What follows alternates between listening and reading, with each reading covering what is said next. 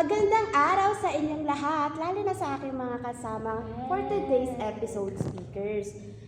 So, kamusta naman kayo, DJ and Raven? Hello Hansel, hello DJ. Well, very ecstatic to say the least. Siyempre, ang ganda ng magiging topic natin today. Feel na feel ko. Ready na ready naman, no? Okay, hello again, once again, Hansel and Raven. So, ayan, napaka-excited ako for today's episode. Siyempre, hindi natin pwedeng simulan ng araw na walang ngiti sa mga mukha natin, guys, di ba? So, iyon, good vibes lang! Wow, good to know na okay naman tayong lahat dahil ngayong araw ay pag-uusapan natin ang isa sa pinakamahalagang usapin na tiyak na mapapakinabangan ng bawat isa, lalo na tayong mga students. Pero wait lang! Episode speakers, bago tayo magsimula, magpakilala muna tayo, di ba? Para hindi naman tayo stranger sa ating mga listeners. Di ba, Raven? Yes naman, DJ. So, magandang umaga sa inyo lahat. Ang pangalan ko po ay Raven Advincula at isa po akong political science student from University of Santo Tomas and the Faculty of Arts and Letters. I will be 1/3 of today's speakers. Hi, I am Hannah Luis Agustin, a first-year AB political student from the Faculty of Arts and Letters of the University of Santo Tomas. And last but definitely not the least, ako naman si Dwayne, but most people call me by my nickname, DJ. Ako rin ay isang first-year political science student coming from the Faculty of Arts and Letters of the University of Santo Tomas. So, today, tatanungin ko lang si Hansel, guys. Hansel, tungkol saan bang magiging episode natin today? Kasi medyo lost kaming dalawa no? Dahil lost yung co-speakers ko ngayon, bibigyan natin sila ng a little overview for today's episode 4. So, episode 4 is entitled Rest to Rise, Why Your Brain Needs Breaks. It is about something about immersing oneself undisturbed into academics. Is a truly impressive feat that one can achieve if ever one has this skill and uses it to their advantage. However, it is still important for anybody, regardless of skill and capability, to always consider and take seriously the importance of recovery and rest, as the title says, Rest to Rise. Wow, grabe! So ayun nga, exciting na episode na to. Sigurado akong makakatulong ito sa ating mga listeners. Kaya stay tuned! Pero wag muna kayo mag-rest habang nakikinig sa amin. So, wala na pang hinintay pa. Let's start the episode na. So ayun nga, to kick off this episode, guys, syempre diba, we'll start with light and easy questions muna. For the first one, how's the workload been treating you guys so far?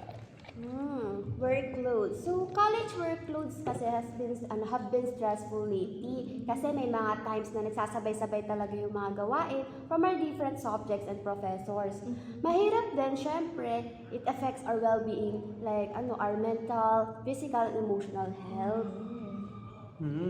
Ako, for me, ang daming pwede masabi sa workloads namin for political science students. Pwede masabi mabigat, pwede masabing sobrang dami. But for me, pwedeng sabihin ko lang sa kanya, medyo draining talaga. To say the least lang. Ayun. So ayun nga, sa college student, depende kasi sa time ng school year, yung bigat ng gawain. Like kunyari, sa mga first few weeks ng pasukan, medyo lighted, moderate pa yung mga tasks. Well, kapag tumagal na ng paunti-unti, nagsasabay-sabay na yung bagsakan ng mga deadlines. And grabe, nagkukos talaga siya ng stress sa atin, di ba? Tapos, ayun, sa sobrang daming kailangang ipasa every single week, wala na tayong break para sa ating sarili, magpahinga. So, yun, nakakapagod, pero kaya natin ito, guys. Totoo naman, I see. Now, let's move on to the following question. How will you compare your workload from now to high school? So, for me, compared sa high school, kasi different talaga yung workload from college nung sa high school pa tayo. Kasi, nung high school pa tayo, lahat may structure, lahat fixed yung schedule, mas maikli yung klase, tapos araw-araw, may guidance talaga tayo from teachers. Compared to now, parang independent kasi lahat Like, yung mga professors, expected na nila na alam mo na yung gagawin kasi nga, college student ka na. So, minsan mabilis yung deadline, sabay-sabay pa sila nag-a-assign ng mga tasks sa sobrang daming gagawin. Ayun, kailangan mo nang i-manage by your own. ayun, wala nang nagtutulak sa'yo gumalaw. Bali, ikaw na lang talaga kung saan gagalaw. Sa akin naman, I won't lie, Hansel, no? For me, parang, hindi ko lang alam kung pares tayo ng high school na pinuntahan. Pero, for me, parang same lang yung workload. Parang, for me kasi parang high school pa nga is like, mas mabigat pa. But ito man nasabi ko sa college. But sa college talaga is like, mas complex yung pinapagawa sa atin ng mga professors compared. Tungkol yung sinabi niya, sa high school may guidance pa. May bigat pero may guidance kahit pa paano.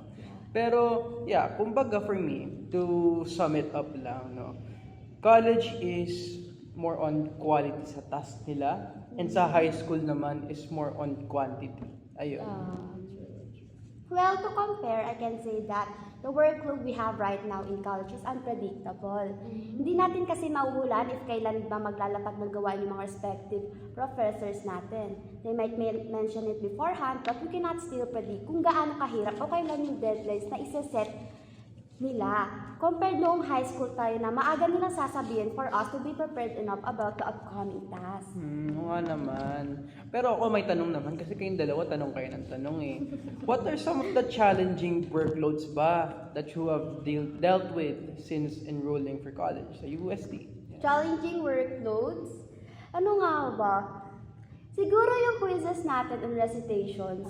Mostly kasi nagsasabay yung quizzes natin and recitations sa major and minor subjects in one day. So I found it challenging kasi hindi mo alam kung paano mo ibabalance yung time to finish a high amount of pages ng readings and yung information sa brain mo. Sobrang info overload. Yes, I feel you, Hansel. Like, one of the challenging workloads talaga since enrolling is yung graded recitations sa major subjects. Grabe. Yung mga reading assignments. Sobrang daming minsan nga yan na-record basahin. Like, hindi mo siya matatapos in just a matter of days.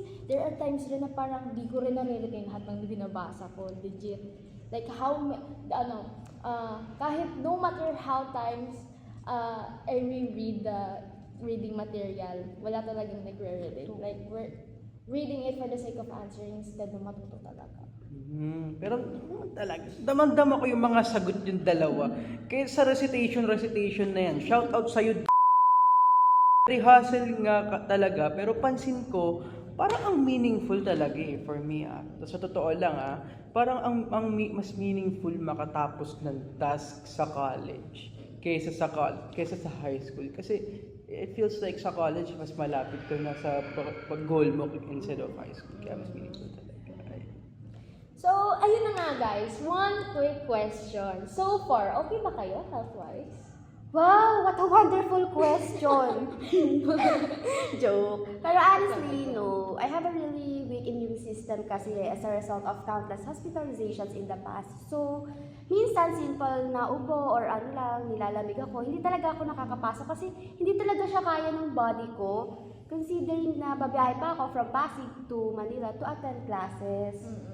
Ako naman, syempre, I don't forget my exercise kahit di halata, di ba? Pero, ayun, syempre, sabi nga nila, health is wealth. Need natin ng good health para makagraduate. No? Kasi paano ba tayo makagraduate kung kung sobrang lapit na sa sickness, ayun lang. Ako naman, sakto lang siguro yung kalagayan ko today. Kasi I also have iron deficiency, which nakakadrain ng energy. Kaya may times na feeling ko pagod ako, tapos wala akong motivation na gawin, tapos makahabol sa mga tasks. And then yun nga, sleep deprived. Mostly naman siguro sa atin, sleep deprived kasi nga sa sobrang dami na kailangan ipasa, nakukulang tayo sa tulog na kailangan record ng body. And then yun, the eating disorder because of depression and anxiety. Disclaimer, sorry guys, sorry. And then, ayun nga, may low immune system din ako, kaya mas mabilis magkasakit, tabla ng sakit, ayun. Pero good, okay. Pero good to know naman na despite all that, you are still here striving. Now, yung susunod naman nating question. Do you take break every now and then during your school works? If so, how do you cope with heavy workloads? Like, anong specific na actions na ginagawa niyo? Pero to answer her question, syempre naman, no, nagpapahinga. Minsan nga yung break ko, from 10 a.m., basa 5 minutes, tapos pahinga until 5 to 6 p.m.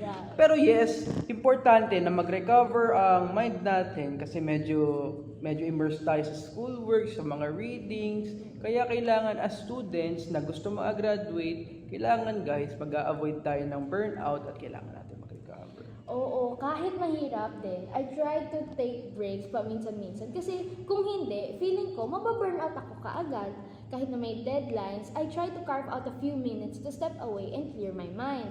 Kasi hindi naman sa sobrang haba ng break ha, like mga 10 to 15 minutes lang, okay na yun, sapat na yun. Malaking tulong na yun para makapag-recharge ng mind and body.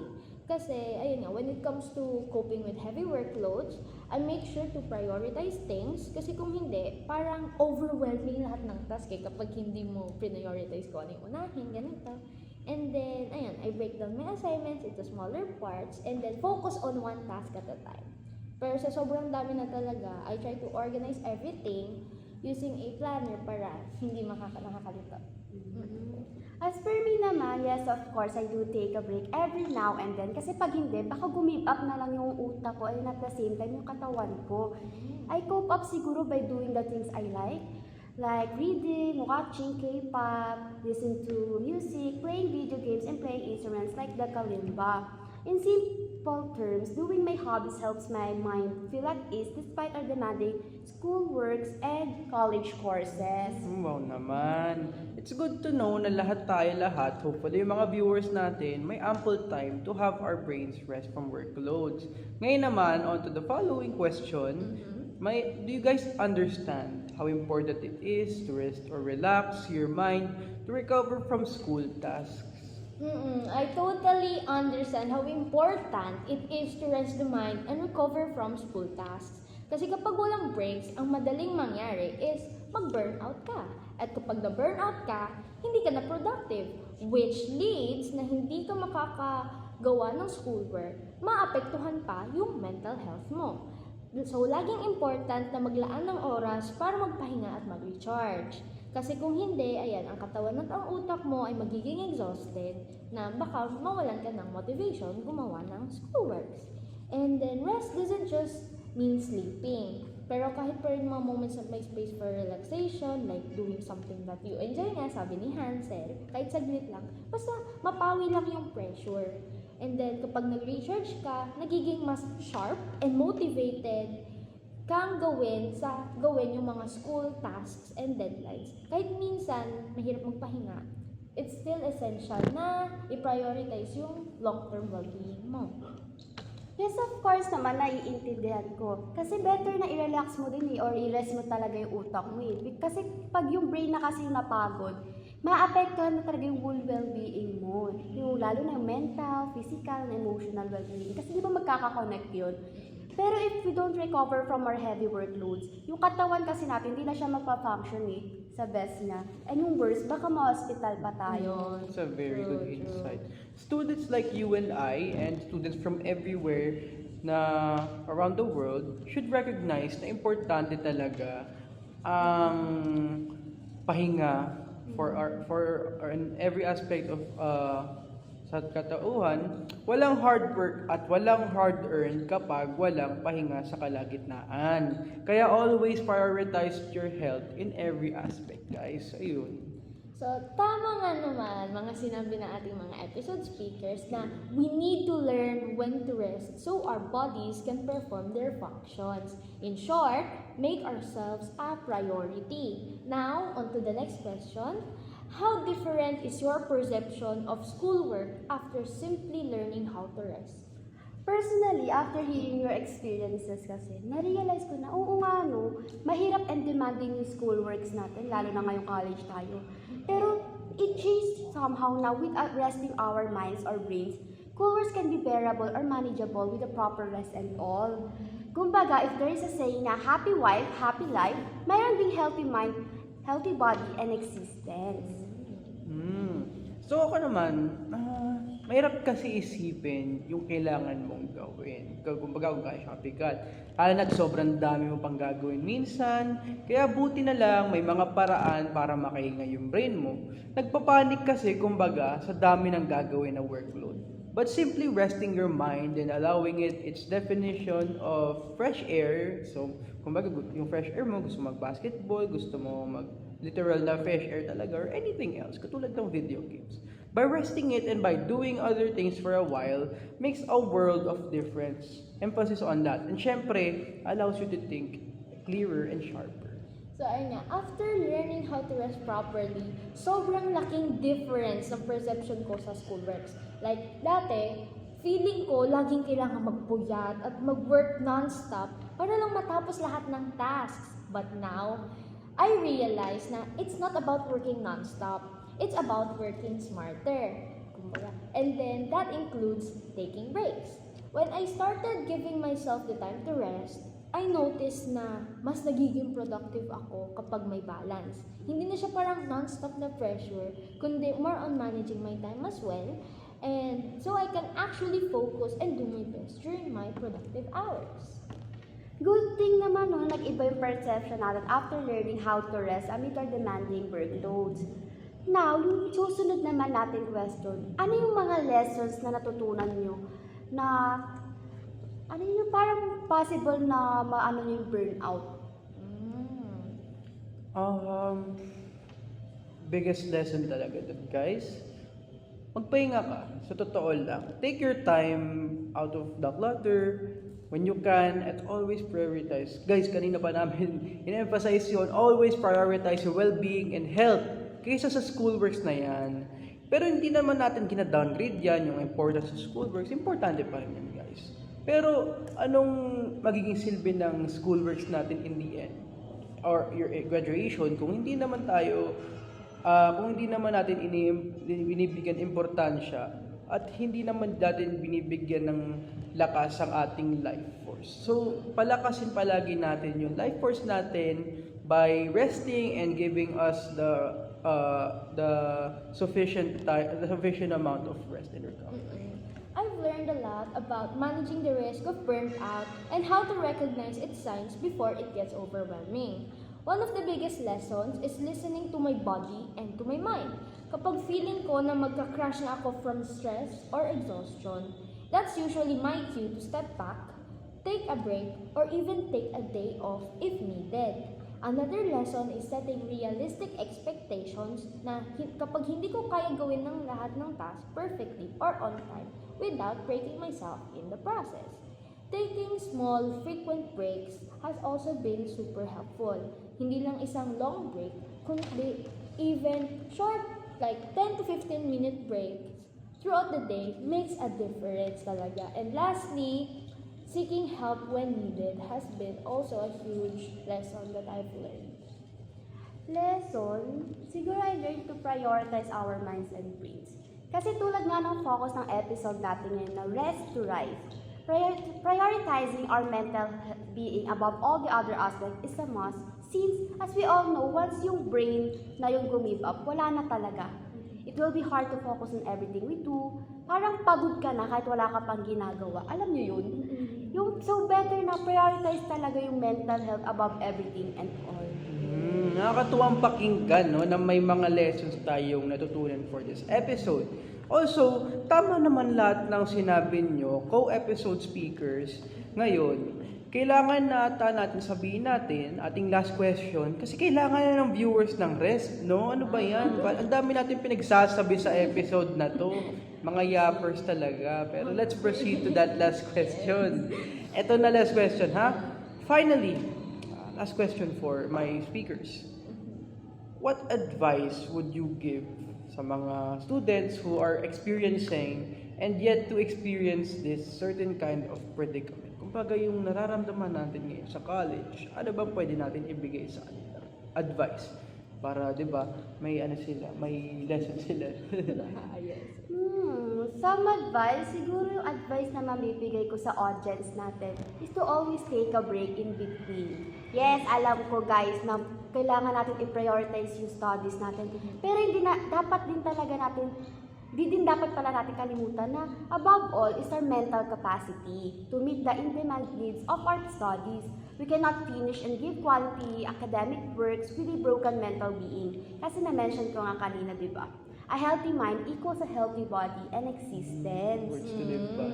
Para sa mga estudyanteng dumadaan o darating sa ganitong stress at burnout, ang advice ko ay napakasimple lamang. Unahin ang kalusugan mo. Laging may schoolwork, pero mas importante ang inyong well-being. Kung overwhelmed ka, mag-break, hindi yan failure. Kailangan mo lang mag-recharge. Huwag kang matakot humingi ng tulong, whether sa mga kaibigan mo o sa guidance counselor. Hindi mo kailangang mag-isa.